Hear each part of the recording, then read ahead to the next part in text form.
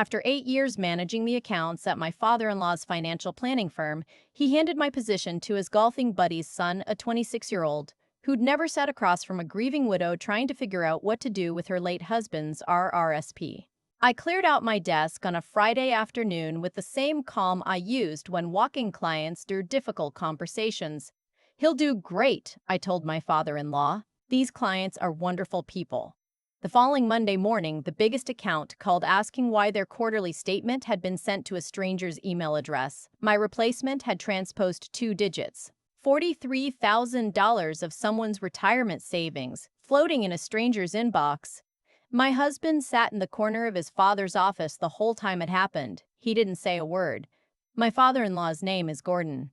He built the firm 30 years ago from a single-room office above a laundromat in Kitchener, and he never lets anyone forget it. Gordon has a way of delivering bad news that makes it sound like a weather forecast, inevitable, impersonal, nothing you could have prepared for. He sat behind that enormous oak desk with his hands folded and told me that the firm was moving in a new direction. Fresh energy. The kind of phrase that means someone younger and cheaper and connected to someone important. The someone in question was the son of his Thursday night poker group, 26 years old, business degree from a school I'd never heard of, and zero understanding of what it means to sit across from a 72-year-old woman who just lost her husband and has no idea what an RIF conversion even is, let alone why it matters. My husband, I'll call him by what he was in that room, which is silent, sat in the chair by the window, studying the grain of the hardwood floor. I watched him for exactly 3 seconds. That was enough. He'd known. Maybe for weeks. He'd known, and he'd eaten dinner with me every night and said nothing. "I appreciate everything you've built here," Gordon said. He used the word built like he was describing a birdhouse I'd made in shop class. Not like I'd spent 8 years memorizing which clients needed a phone call instead of an email because their eyesight was failing, or which ones needed their documents sent by Wednesday so they had time to review everything before their Friday prayer group. I said, "I understand. And I meant it the way you mean things when you're managing a crisis smoothly without letting anything show on your face." There was paperwork. There's always paperwork. I signed things that felt foreign under my fingers and accepted a severance number that was technically fair and emotionally insulting. Then I walked back to my office, my former office, and I did something I'd been doing for 8 years without thinking of it as anything remarkable. I opened the bottom drawer of my desk. Inside, behind a box of granola bars and my spare pair of reading glasses, was a navy blue binder. Not the firm's official binder, those were color-coded and stored in the shared drive. This one I'd bought myself, the second week I started, because I noticed immediately that the client files captured facts, but not people. Account balances, beneficiary names, investment risk tolerance. What they didn't capture was that Mrs. Beaumont from Waterloo had her annual review in October every year because that was the month her late son was born and she liked to feel settled before the anniversary hit. Or that Mr. and Mrs. Okafor needed everything explained twice, not because they didn't understand, but because they'd been burned by a previous advisor and trust came slowly to them, and that was entirely reasonable. I took the binder home. Some things are too personal to leave in a cardboard box. The young man's name was Bryce. He materialized in my doorway as I was taping the box shut. Khakis, firm handshake, the kind of confidence that hasn't been tested yet. He told me he was really looking forward to connecting with the client base. Connecting with the client base. Like they were a LinkedIn network waiting to be cultivated. "They're wonderful people," I said again, and I meant it the same way I had with Gordon. I carried my box to the elevator. The binder pressed against my side through my tote bag, solid and warm, like a promise I'd made to people who didn't know they needed one. The first call came 9 days later. I was in my kitchen in my housecoat drinking coffee from the mug with the crack in the handle that my husband had been threatening to throw away for 2 years.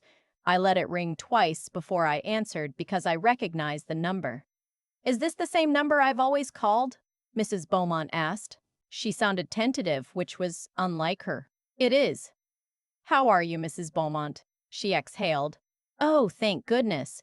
That young man, Bryce, he called me yesterday to introduce himself. He pronounced my name wrong 3 times in the same phone call. I thought maybe I was having a stroke. It's Beaumont, not Beaumont." I'd known that since the second week of my first year. It was in my notes. It was also, for that matter, printed on literally every document she'd ever signed. He's still finding his footing, his thudding. The words tasted like chalk. Of course, of course. A pause. He asked me to confirm my date of birth for security purposes. I've been a client for 11 years. I didn't say anything to that. I didn't need to. The updates started arriving through my former colleague Sandra reception, 20 years at the firm, the institutional memory of the entire operation. She texted me with the quiet efficiency of someone who's watched this movie before and knows which parts are coming. He sent the Okafor quarterly summary to the Tremblay account. First message. He scheduled Mrs. Beaumont's annual review for October 12th, her son's birthday. She called to reschedule, didn't explain why. Second message. He sent a group email announcing the firm's new digital-first communication strategy. 12 clients replied asking what that means. Third message. The fourth message arrived on a Thursday afternoon and Sandra sent it with no commentary at all, which told me everything I needed to know about how she felt.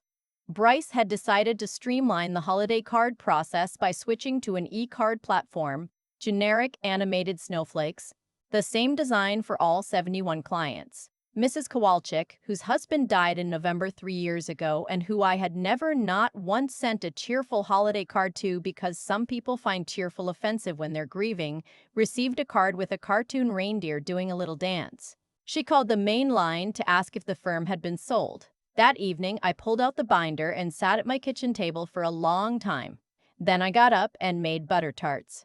My grandmother's recipe, the one that requires real lard in the pastry and dark corn syrup and a full hour of cooling before you cut them or the filling runs. I made 3 dozen. It took most of the afternoon and the kitchen smelled like November. While the first batch was in the oven, I wrote cards. Not firm stationery, my own cards, cream-colored, from the box I bought at a paper shop on King Street years ago, because I liked the weight of them. I wrote to Mrs. Beaumont about the memory of her son, told her I was thinking of her this autumn. I wrote to the Okafors and asked after their daughter who just started at Western. I wrote to Mrs.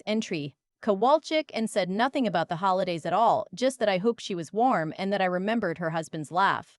I was addressing the last envelope when my husband came home. He stood in the doorway of the kitchen for a moment, loosening his tie, looking at the butter tarts and the stack of sealed envelopes with the expression he wears when he's trying to solve a problem he can't put on a spreadsheet. Who are those for? People I care about. He set his briefcase down carefully. Sarah. He stopped himself. He still had trouble using my name after everything, as if it had suddenly become complicated. You know, my dad said you shouldn't be reaching out to the clients directly. I'm not reaching out to clients, I said, folding the last flap.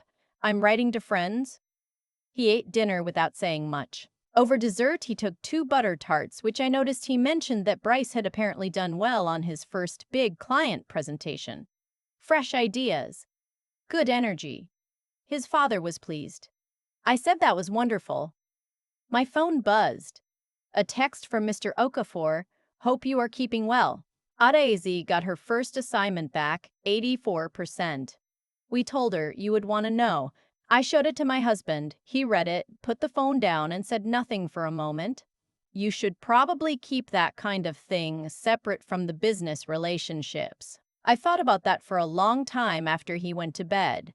The breaking point came on a Wednesday in early December, 6 weeks after I'd left. Sandra called instead of texting, which she'd never done before. She sounded the way people sound when they've been holding something in for a while and can't anymore. He sent Mrs. Kowalczyk a proposal, she said, for a complete portfolio restructuring. He's suggesting she move her entire RSP into equity-heavy funds because, and I'm reading directly here, she has a long runway ahead of her and should be maximizing growth potential. Mrs. Kowalczyk is 74. She called 3 times this morning, Sandra continued. The 3rd time she asked if Gordon was available. When she was told he wasn't, she asked for you specifically. Bryce overheard. He went into Gordon's office and closed the door, and I don't know exactly what was said, but Gordon came out looking like he'd eaten something bad. I didn't call anyone. I drove to the office because Sandra had sounded genuinely worried and not like herself, and because despite everything I still cared about the people who had made up 8 years of my mornings. Sandra was at reception, stirring a tea that had clearly gone cold an hour ago. She looked at me when I walked in with an expression somewhere between relief and apology. He sent 3 follow-up emails trying to clarify the proposal, she said. Each one made it worse. The last one referred to her as Mrs. Kowalski. Through the glass wall of Gordon's office, I could see him on the phone, pacing. The vein in his forehead that only appears during tax season and genuine crises was visible from 20 feet away. Her daughter called, Sandra added quietly. She wants to know if the file can be transferred. I sat down in one of the reception chairs, the ones I'd always thought were too stiff, and had mentioned to Gordon 3 separate times, and I dialed Mrs. Kowalczyk's cell number, not the account line, the personal one she'd given me after her husband's funeral.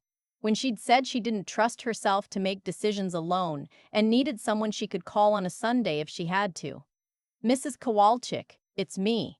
I heard there was some confusion about your account and I wanted to make sure you were all right. Oh, thank God. The relief in her voice was immediate. I thought I was losing my mind. This young man is suggesting I put everything into something called an aggressive growth portfolio. I'm 74, sweetheart. I'm not aggressive about anything anymore except my blood pressure medication. I stayed on the phone with her for 20 minutes. I didn't say anything about the firm or Bryce or what had gone wrong.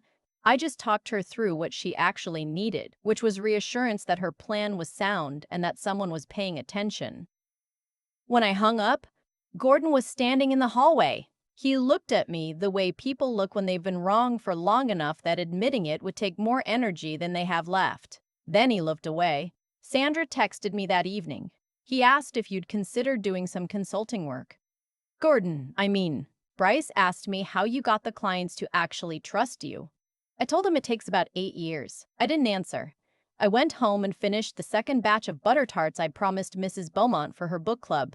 My husband and I moved around each other like tenants in the weeks that followed. We talked about groceries and whether the furnace needed servicing. He worked late more often. I cooked less and read more and found I didn't miss the office at all, which surprised me. I missed the people. The building was just a building. The letters started arriving the second week of December. Real letters, on paper, which almost nobody does anymore and which meant something precisely because of that. Mrs. Beaumont wrote 2 pages in her careful cursive on cream stationery that matched mine almost exactly, which made me smile. She talked about the October review she'd just had with a new advisor at a different firm, and how strange it had felt to explain herself from the beginning again. You never made me explain myself, she wrote. You already knew. That is a very rare thing, and I don't think I said so enough while I had the chance. I had to set the letter down and pour myself a glass of water before I could finish it. The Okafor sent a card with a photo inside a daze in her western hoodie, grinning, holding up a paper with a red A on it. Mr. Okafor had written on the back, "You told us 2 years ago she had the focus for medicine. You were right. Thank you for seeing her clearly." Mrs. Kowalczyk's letter was 1 paragraph handwritten on the back of a piece of notepaper with a cardinal printed on the top corner. The provincial bird, the kind of stationery you buy at a pharmacy. Henrique used to say that the best financial advisor is the one who would tell you the truth even when it's not what you want to hear. You did that for us for 8 years. He trusted you, and so do I. Wherever you land next, people will be lucky. I was reading them again at the kitchen table on a Saturday morning when my husband came downstairs. He looked at the letters for a moment, then sat down across from me. He picked up Mrs. Kowalczyk's note, the one with the cardinal, and read it slowly. "Dad's been getting calls," he said. "The Beaumont account transferred yesterday. The Okafors have asked for their files." I waited. "He asked me to ask you if you'd come back. Senior consultant, you'd have full autonomy over the relationship accounts." He paused. I told him I'd ask. The offer sat between us like a stone in still water. I thought about what it would mean. The commute, the oak desk, the color-coded binders, Gordon's voice when he delivered bad news like a weather report. I thought about sitting across from Bryce in a staff meeting and pretending the last 3 months hadn't changed the map of everything I thought I understood about my own marriage. "I never left the work," I said finally. He frowned. "What do you mean?" "The work. Caring about people. Helping them plan for what scares them. Being someone they can call on a Sunday." I never stopped doing that. It doesn't require the building. He was quiet for a long time. Outside, a chickadee landed on the railing of our back deck and sat there for a moment, perfectly still, then flew away. I should have told you, he said, when I found out. I should have said something. It was the most honest thing he'd said since October. I looked at him, really looked, for the first time in weeks. Yes, I said, you should have. We didn't fix everything that morning. Some things take longer than a single conversation, and I've never believed in tying things up too neatly. But something shifted in the quality of the silence between us. It became less like a wall and more like a room we were both standing in, figuring out where the furniture should go. 3 days later, Sandra texted me one final update. Bryce resigned this morning. Email about pursuing other opportunities. He looked relieved, honestly. Gordon looked like he needed a scotch. I felt no satisfaction at that. Only the mild sadness you feel when you see someone realize too late that a job isn't something you can fake your way through when the people it serves are paying attention. January in Ontario is the kind of cold that requires a specific commitment. I was scraping the windshield one Tuesday morning, breathing clouds into the pale gray air, when my phone rang. I almost didn't answer, fingers too cold, gloves too thick, but I saw the name and stopped. It was Mrs. Beaumont. I hope I'm not calling too early, she said. I wanted to let you know I had lunch with a few of the girls from my investment club last week. I mentioned that you were no longer at the firm and, well, there are 4 of us who've been looking for someone who actually listens. I wondered if you might be interested in an introductory meeting. Nothing formal, just coffee. I stood in my driveway with the ice scraper in my hand and the engine running and the cold settling into the back of my neck, and I felt something I hadn't felt since October. Clear. The particular clarity of knowing exactly what comes next. I would love that, I said. Wonderful, and bring that navy binder of yours. Nora said you used to bring something like that to meetings, and she always felt better when she saw it on the table. After I hung up, I sat in the car for a moment with the heater running and the frost melting in long, slow rivulets down the glass. 8 years of early mornings and late Fridays and remembered birthdays and handwritten notes had not, as it turned out, been building someone else's firm. They had been building something that belonged entirely to me, a reputation made of small, true things, one conversation at a time.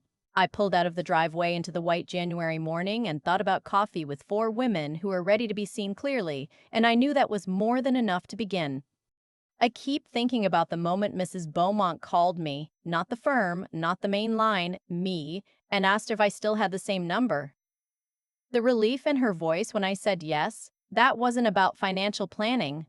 That was about whether someone she trusted was still reachable, whether she still mattered to someone who knew her name. What happened to me at that firm was unfair. I won't dress it up. 8 years is a long time to give to something, and being walked out the door so Gordon's poker friend could collect a favor, that was genuinely wrong. But I've sat with it long enough now to understand that what felt like an ending was actually a kind of sorting. The things that were mine, the relationships, the knowledge, the reputation built from 1,000 small, honest moments, those didn't stay behind when I left. They came with me. In a navy binder and a stack of handwritten cards and the muscle memory of knowing exactly what Mrs. Kowalczyk needed to hear on a hard day. Bryce wasn't a bad person. I want to be clear about that. He was a young man handed something he hadn't earned and hadn't been prepared for by people who thought competence was transferable through a job title. The real harm wasn't done by Bryce. It was done by the assumption that relationships are assets you can reassign in a memo. That's the thing about integrity. Doing the work properly, for the right reasons, even when nobody's watching or grading you. I didn't keep that binder because I was planning something. I kept it because those details mattered to me. Mrs. Beaumont's grief around October. The Okafors needing time to trust. Mrs. Kowalczyk's particular kind of courage. I kept those things because I genuinely cared, and because I've always believed that caring carefully is a form of competence that doesn't show up on any performance review. And when everything fell apart, that's what held. Not Gordon's approval, not the title or the office or the firm name on my business card. The thing that held was the judgment I'd exercised quietly over 8 years, knowing which clients needed a phone call instead of an email, which ones needed reassurance before information, Which ones needed someone to remember their husband's name even after he was gone? That kind of intelligence isn't taught in any certification course. It's built slowly, through paying attention and getting it wrong sometimes and caring enough to get it right. The hardest part wasn't losing the job. It was sitting across from my husband at dinner, night after night, knowing he'd known and said nothing. That took something from me that the severance package couldn't replace. But I didn't leave. We worked through it, slowly and imperfectly, the way real things get worked through. Because I'm stubborn in the way that quiet people sometimes are, not loudly, not dramatically, just persistently. I decided the marriage was worth the difficulty of honesty, and I said so, and we kept going. When Mrs. Beaumont called in January asking if I'd meet 4 women who wanted someone who actually listens, I understood something I'd been circling for months. The work had always been mine. I'd just been doing it inside someone else's building.